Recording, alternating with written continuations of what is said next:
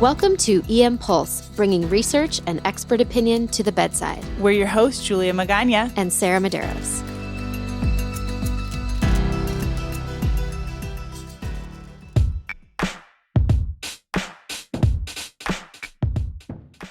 Welcome back to EM Pulse.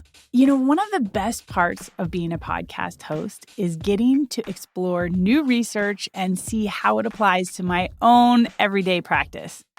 But so many times the message is, this is interesting, more to come. But guess what? That is not the message today.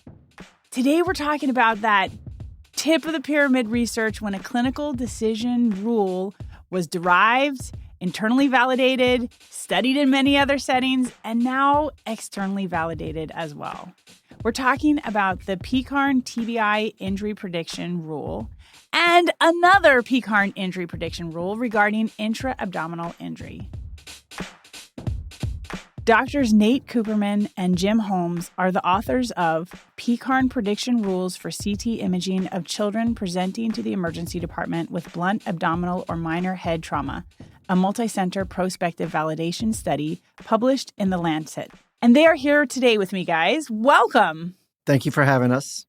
So, Nate and Jim, it's interesting to kind of hear the journey of an idea. Nate, I know you started on the journey to derive a tool clinicians can use to decide when to get a head CT in, 1996? Yeah, I started this journey in 1996, or actually 1995. I was helping some other people with their rule, and I thought, I think I could do this better.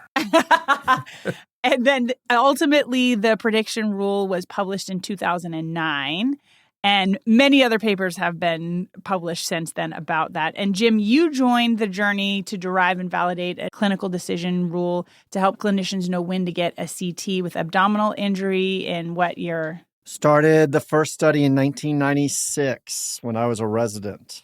Wow, that's huge. And you published in 2013 as well. Our multi-center study was published in Annals of Emergency Medicine 2013, absolutely. Yeah. And you originally derived and internally validated the head injury prediction rule with inside of PECARN, or Pediatric Emergency Care Applied Research Networks hospitals. But the journey didn't end there, and multiple other sites validated the TBI or head injury prediction rule, and now you guys have your own large external validation. Congratulations! Thank you. So let's start with a quick review of what the injury prediction rules are. Nate, can you briefly remind us about the head injury prediction rule? Sure. And first, I'll describe that Jim and I have been partners on this journey for the whole time. That as I sort of led the head injury one, and Jim was the kind of chief co-investigator, and then we swapped roles. Jim led the abdominal injury one, and I played the vice versa role. But what we did, starting in around, it was published in 2009, so we started on 2006. We enrolled 40,000 children to create a prediction rule. Really, it was to identify those children who had such a low risk of traumatic brain injury, or TBI, that they would not need CT scans.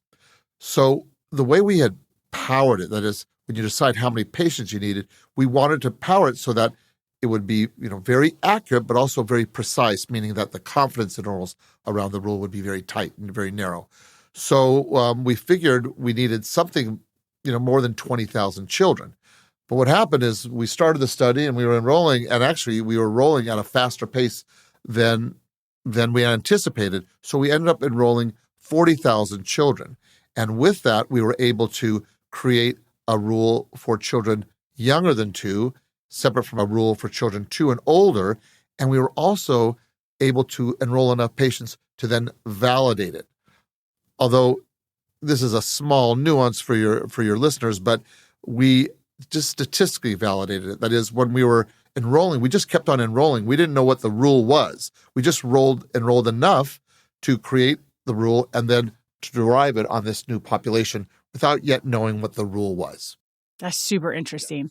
So remind us, what did you guys find? Yeah, so what we found is this. So we created a rule for children younger than 2 years. And if you don't have any of these 6 factors, you are at extremely low risk of having a clinically important traumatic brain injury. By the way, we define traumatic brain injury that is a clinically important traumatic brain injury as one that required neurosurgery, one that required intubation for more than 24 hours for management, one that resulted in death, or one that resulted in more than or 2 or more nights in the hospital associated with a positive CT scan. So for children younger than 2, there was 3 factors that were similar to the older group, and that was having a GCS score of less than 15. Remember, we only enrolled patients with GCS scores of 14 or 15 because we knew prior to this is that a GCS score of 13, you already have about a 20% risk of having a positive CT. You don't need the rule. So amongst those that were enrolled, if you have a GCS less than 15 or signs of altered mental status, if you had a non-frontal scalp hematoma, a brief history of loss of consciousness that is more than 5 seconds, this is again for the younger group, signs of a palpable skull fracture, or if there was such a big hematoma you really couldn't tell whether there was a fracture in there, if the patient was acting abnormally per the parent, or there was a severe mechanism of injury, and your readers can read what those are. So if you didn't have any of those risk factors, you're at an extremely low risk, less than 1 in 5,000 of having an important traumatic brain injury. And likewise, for the older group, we also identified 6 variables. And to be clear, it wasn't Jim and I picking the variables, it was the software identifying the ones that were important. And 3 of them were the same. The GCS, or Glasgow Coma Scale score, less than 15, or any other signs of altered mental status, any history of loss of consciousness rather than more than 5 seconds, vomiting since the time of injury, clinical signs of a basilar skull fracture, a severe headache, or a severe mechanism of injury. And again, if you didn't have any of those risk factors, then you're at very low risk of traumatic brain injury and you would not need a CT. Importantly, I just want to say, and then I'll turn it back to you, this was never meant to say who needed a CT scan. It was really meant to say, if you have none of these risk factors, just low risk, no CT, they're good to go. Yeah. Jim, can you briefly remind us about the PECARN intra-abdominal injury prediction rule? What is it? Same thing that we did for the abdomen is what we did for the head. We modeled on intra-abdominal injury that underwent an acute intervention, basically specific interventions that you just don't want to miss. You don't want to send these patients home if they have these particular injuries. And we identified the variables that were important. That is, if you had one of these variables, you had some sort of risk. But if you had none of the variables, you were at such low risk, you didn't need a CT scan. And those variables were abdominal pain, vomiting after your injury, a GCS score of less than 14, absent or decreased breath sounds. If there's evidence of thoracic wall trauma, that is, you have erythema or abrasions to your chest wall, or if you had evidence of abdominal trauma, seatbelt sign, abrasions, ecchymosis to your abdominal wall, or you had abdominal tenderness. The absence of all those puts you at a very low risk. You don't need a CT scan. If you had one of those, doesn't mean you have to get a CT scan, but you're not at zero risk at that point. Okay, before we move on, can you speak to the risk of getting that head CT or abdominal CT in a child? Remind us, why are these questions important? Yeah, so I'll talk about the head CT. And, there's several reasons why you do not want to unnecessarily get a CT scan. First, let me say that CT is great technology that we shouldn't be scared of. It's really changed the way we manage patients with trauma, both children and adults. However, the most important risk is the risk of radiation and radiation-induced malignancies. And there are a number of articles now that document the real risks of both lethal and non-lethal malignancies. In the past, 15, 20 years ago, we had to extrapolate from the horrific events in Hiroshima and Nagasaki to the survivors to look at the risk of malignancies from the survivors. But now there are good data. So for head injury, the risk is a bit lower than from abdominal injury, which Jim could talk about. But for a typical 5-year-old who has one current generation CT scan, the risk of a lethal malignancy is about 1 in 5,000. And for every lethal malignancy, there might be a couple extra non-lethal malignancies.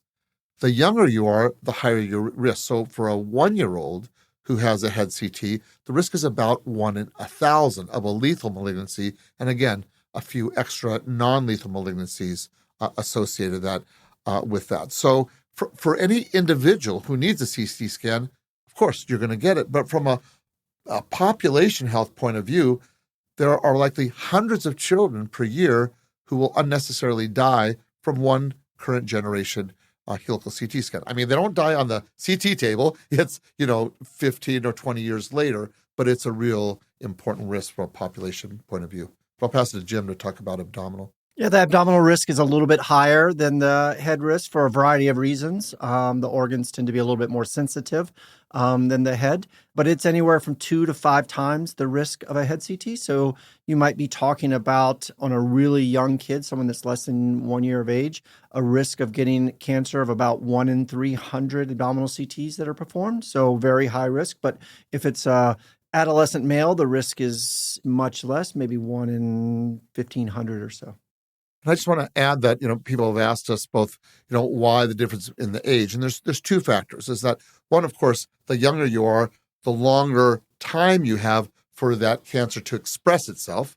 But also the younger you are, you have more cellular turnover and more cellular metabolism that puts you at inherently greater risk as well. Okay, so that's why. Tell us how you guys validated these prediction rules. Briefly, what were the methods that helped you understand this? We did it together. We put both the head and the abdomen together. We got some grant funding from the NIH to do the study, and we put together a group of centers that were interested in validating the study.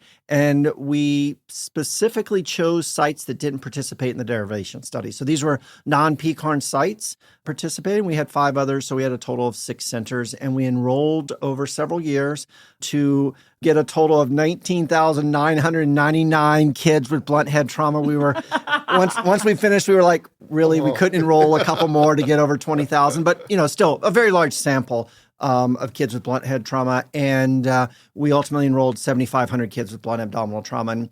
And we specifically asked the clinicians, is the patient positive or negative for the decision rule? And that's how we did the validation. And then if they were positive, we asked the clinician which of the variables were positive. But we specifically validated the rule, as opposed to in the derivation studies where we were just collecting the data about each potential variable. Here, we validated the exact rule. We also collected inter-rater reliability about the rule to make sure that if I saw the patient and Julia, you saw the patient, we would agree if the patient was positive or negative in the rule. And we're happy to say that the rule had acceptable inter-rater reliability. That is, if you and I both evaluated the kid, we'd come to the same result. And so we spent a couple years enrolling all these patients. We had to slow down during COVID because there was no more pediatric trauma during a few months of COVID, but we ultimately were able to enroll these large sample sizes that showed that both of these rules worked very, very good. And before we go on and talk about the results, I just want to add something to what Jim said, to what I had said before. So when we originally did the derivation and an internal validation of the head injury rule, remember I said that we just enrolled straight, so we didn't know what the variables were on the validation group when we did the validation because we hadn't created the rule. But as Jim's implying, what we did here, it takes a whole rule validation up to the next level of quality and preparedness for implementation, because here we no longer gathered all the variables. All that we gathered were the variables in the rule, because this is what clinicians are going to do, and this is really the real world test, as opposed to the previous head one, which was a statistical validation. This was, we just gathered the variables in the rule, and that's why it sort of took it up to the next level. I feel like I very intimately know these methods because I'm pretty sure I enrolled at least 1,000 patients myself. And Jim, I'm pretty sure we did an inter-rater reliability form together because it did take a while to do all of this. And, all of these trauma patients, it does feel like we see a large proportion of our trauma patients. And so it was definitely a large part of my practice for a while. So Nate, we went through all of this. What did we learn? So I'll talk about the head side, of course, and then I'll pass it over to Jim for the abdominal side. So the great news, because of course, we've spent already at this point, we've spent a decade of our lives, first of all, creating the rule. And in fact, some people ask both Jim and I, why did you guys do a validation of the head and abdomen? Because a lot of people have already validated the head. It's because research takes a long time. We got the grant to do this before anybody had validated the head injury rule. So then we got the money to do the validation of the head and abdomen. And meanwhile, others are starting to validate the head injury rule. So we sort of added like the cherry on top of the whipped cream of the validations, hoping that in fact we'd be able to validate. And what we found on the head injury side is that actually the rule was even more accurate than in our original derivation and validation, and was accurate and also very precise. On the children younger than 2, the rule had 100% sensitivity. For older than 2, it was 98.6. Both of those are higher than the original derivation with very narrow confidence intervals. And just the reason I would say for that is that now there's 2 things. It was a 6-site validation. We probably had better quality control over 6 sites than the 20 or so that we did originally. And also now people were just focused on documenting the 6 variables in the head injury rule, and then Jim will talk about the abdominal rule. So the great news, validated almost perfectly. The 2 patients that we missed in the head injury were both older than 2. Neither one of them required surgery. Neither one died. They both just required several days in the hospital. That is absolutely amazing. So how does this new validation change your practice? Both Jim and Nate, how does this change things for you guys? Well, I'll just mention, for the head part is that, first of all, of course, it provides a lot of confidence that we're using the rule correctly. And it's interesting to note that people were already incorporating the rule by the time they were doing the validation for the head injury study, because even though the population was essentially identical to the original population, because we know based on the rates of TBI, et cetera, were almost identical, the CT rates overall were already, were lower. And we also found for children who were at the lowest risk, that is with no predictors, CT rates went down substantially from the early prediction rule that we published in Lancet. So basically this just reinforces and reassures us that we were doing the right thing. And the other nuance that was really important for me on the head injury rule is not only for the children with no risk factors, nobody had a neurosurgical injury, et cetera, but even for children with one PECARN risk factor, the CT rates were still pretty low. They were like 22, 23%, meaning that there are a lot of children, as both Jim and I implied for these rules, that even if you have one factor, it doesn't mean you need a CT. Many of them just can be observed for a period of time. Once you started having 2 and more factors, of course, the CT rates went quite up. Jim, what about you? How does this change your practice for kids that present with head injury? Well, it doesn't change my practice for kids with head injury because I'm just doing the same thing. But I agree with Nate. I mean, it just tells you that it provides you with additional confidence. And we did provide a little bit more guidance with kids that were positive for the rule, kind of things that you could do for those patients. My practice doesn't change on the head because I was already using them in my practice. Yeah, I would say the same thing for me as well. This is something that I've been using since, it was originally published. And so it doesn't change anything in my practice, but it has changed the way that I have the conversation with families. I've been, as more and more validation studies have come out in different countries. I don't know if you saw this morning, but there was one that was in Mexico. For the head. Yeah, for head injury. Yeah, that just was published this morning. It allows me to kind of have a rich discussion with families about the type of evidence that we're using to have these conversations and make these decisions. So I think that's really where I see the benefit in my own personal practice. I was going to add one other thing, which it's not always true about prediction rules, but I feel it's true for both the head and the abdomen, is that particularly for the head, it also reinforces what is pretty clinically intuitive. That is, yes, the patient at the highest risk in both age groups were the ones that had altered mental status and signs of skull fracture. And those are the 2 higher risk predictors in each of those rules. And then the other ones are lower risk, that if they just have one of those, you can probably observe them without CT and they're fine. And that's kind of what made sense. But sometimes, it doesn't turn out that way. And you really do need the evidence, because we're talking about obviously a really important injury that we can't miss. So, Jim, it was interesting to me that the number of children that presented with abdominal trauma were less than half of the number of children that presented with head trauma. Tell me what you learned from those children.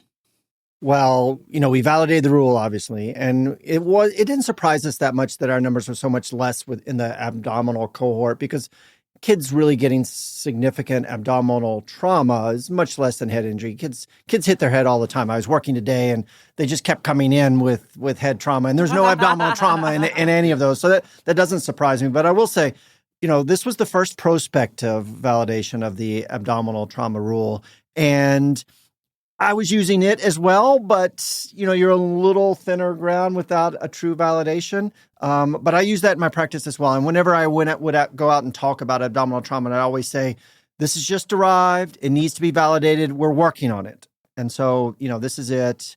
It's validated. It validated better, similar to the head. It validated better than it did in the derivation study.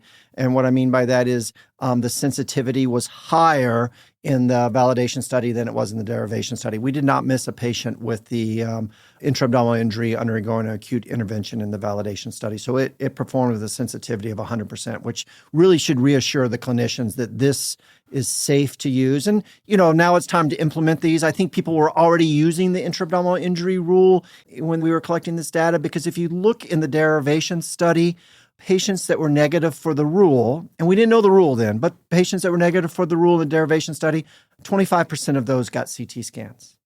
In the validation study, it was 12.6%, so basically half. And so I think people were already using the rule, or at least when they saw the paper form and they were like, this patient's negative for the rule, I shouldn't CT them. And so there's impact we see already with this rule. And that's definitely rewarding from a investigator, standpoint, that you see your work that you're doing actually has impact and is improving care for injured kids. Let me just add one thing on the head injury side. It's interesting that the numbers that Jim quotes on the head injury side as well, in the derivation studies, if you had no PECARN risk factors, the rate of CT was about 12 to 13%, and now in the validation study, about 5 to 6%. So just like Jim said, it cut it in half for that low risk group, and even for those with one factor, whatever, it also brought it down. So really interesting how the studies really did, in a way, mirror each other, although they're obviously different parts of the body with different implications. Yeah, that's really interesting to hear. Jim, tell me a little bit about the specificity of it. How precise is this, or how specific is this tool? There are plenty of patients that don't have the disease, don't have an intra-abdominal injury undergoing acute intervention, that still are positive for the rule. And we provide some guidance in the manuscript about those patients and things that you can do, right? Some of them just need to go to CT scan. You have abdominal tenderness and a seatbelt sign, your risk is significant. You should just go to CT. There's no observation. You shouldn't be doing other things. They need a CT scan. But, for someone that just has one variable, such as vomiting, that's a pretty low risk variable, that patient just probably needs some observation. You can get some laboratory screening for the abdomen. You could potentially do a FAST exam. So there are other options. With the head, it's primarily if you have a variable or two and you're not sure you want a CT, it's mostly observation. We're not using lab tests to screen patients. But with the abdomen, when a patient's positive for the rule and you haven't made the decision to get a CT, there are other things you can do while biding your time and observing that kid. Labs, FAST, and some time. It's like gathering more data points, right? Absolutely. Those serial exams, the labs add to your suspicion. So it helps you kind of give that foundation, and then you can gather more puzzle pieces. And then when the patient comes back with normal labs, and now they're running around the emergency department, you feel better about discharging them home. Yeah. Right? I want to give a plug to a very early study that Jim and I did actually. I think this is one that Jim started when he was a resident. I was a young faculty member, and, Jim led this and I was mentoring him on it. But it was a really great study, but a single center study for intra-abdominal injury. And we had found, certain clinical factors that predicted, but we found 3 laboratory factors that were really important. And they were a low hematocrit, blood in the urine, or elevated liver function tests. And actually, when we were designing the PECARN abdominal injury study, we meant to study those labs as well. But once you enroll, there's 20 sites. people were not following the protocol exactly. So we were missing too many of those lab variables, so we weren't able to use it. But it's important for me because how I use the intra-abdominal injury rule, I use it the way we've done now, validated in PECARN, adds to my confidence. But if they have, let's say, one of those intra-abdominal injury prediction variables, then I go back to our original study and I get these labs and I'm looking at for three things: a low hematocrit, blood in your urine, or elevated liver function test. So even though the PECARN study is more robust, multi-center, along the way you learn some important things that still can help. Jim, how do you use the intra-abdominal injury prediction rule? Like I said, I was using it before we validated it. Right. Now I just feel better about using it. And and you'll see, because you've probably seen the emails, Julia, that we're fixing to implement kind of some guidelines for evaluating kids with abdominal trauma in our emergency department, which basically are based upon the validation study here. And so if the child is negative for the rule, I stop at that point from their abdomen. I'm not worried about their abdomen. They might need something else, a C-spine imaging or the head image. But from the abdomen, if they're negative for the rule, I'm done. If they're positive for the rule, then it depends upon what variable it is. And then I start talking about getting labs or the FAST exam. And in this manuscript, we talk about a little bit when they have multiple positive findings on the abdominal rule. And we're going to have another manuscript that's going to come out in the future that talks about each of the individual variables and how important they are. But that's in the future, and I can't tell you now. So if they're completely negative, then you're not even ordering labs, not a urine, nothing. I'm not worried about their abdomen if they're negative for this rule. I mean, that's huge, right? Yeah. In and of itself, not having to stick that kid or wait for them to decide to pee in the emergency department. In this journey, let's look back globally, guys. What was the most surprising thing to you for deriving these prediction rules? Let me start, because it's taken forever. Back when we started back in 1996, I was a resident, and I figured, we'll do this in a couple of years and we'll answer the question and it'll be over. And even when I joined the faculty in 97, I was like, we'll just do a couple studies, we'll answer the question, and then, I'll figure out a new line of research. But studying injured kids' abdomens has been constant for me since 1996. And Nate and I have an R01 clinical trial right now on abdominal ultrasound in kids. And, we started on that back in the late 90s as well. And so, this derivation and validations taking 25 years or so. So I'm shocked at how long it took. Yeah, it's interesting that Jim says that, because it reinforces to me something that my eyeballs always roll back when a junior investigator, resident fellow comes up to me and says, "Hey, Nate, I got this simple research project." I say, stop them right there. No such thing. No such thing as a simple research project. Part of being in PECARN, you learn this. If you want a study to be definitive, it's got to be big enough. So that means you need to get federal money, which takes time. And everything takes time. It's every ride I've had in PECARN, it's 10 years. Head injury, like from start to the concept to publish that original paper. I'm not even talking about this validation. It's 10 years. DKA, it's 10 years. Everything, it takes a decade, because, that first piece, which is a very challenging piece, is if you want it to be definitive, you need federal dollars to do it. And that adds a lot, as opposed to the early studies that Jim and I were doing. We were doing basically unfunded single center studies. So that don't answer the question. But they don't ultimately answer the question definitively enough to say, you're done. Yeah. Nail in the coffin. Yeah. Nate, what surprised you in this journey? Actually, I'll tell you that what surprised me, and this is just the, revealing the skeletons in the closet, that, multi-center research is great. It's very powerful. It's powerful for two main reasons. You get big numbers and you get diversity of patients, and that's very powerful.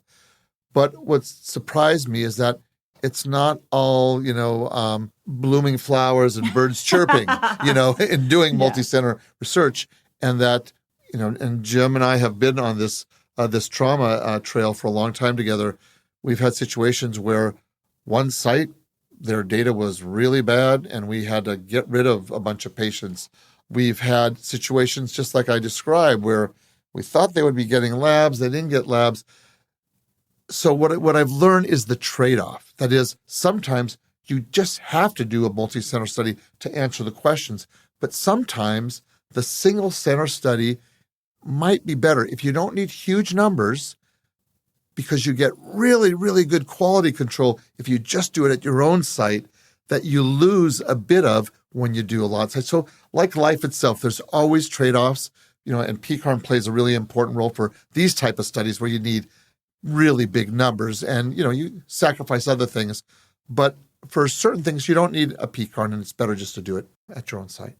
Well, I'm glad that you guys kept pursuing this because I use both of these rules in my own clinical practice, and I now feel fully validated in my own clinical practice. I personally access both of these rules inside of the EMR at my hospital, but you can also access them at MD Calc, which makes that decision with the family that much more evidence-based. And I document it in my own MDM all the time, and now I feel better about it. Is there anything else that you guys think that we should know before we go?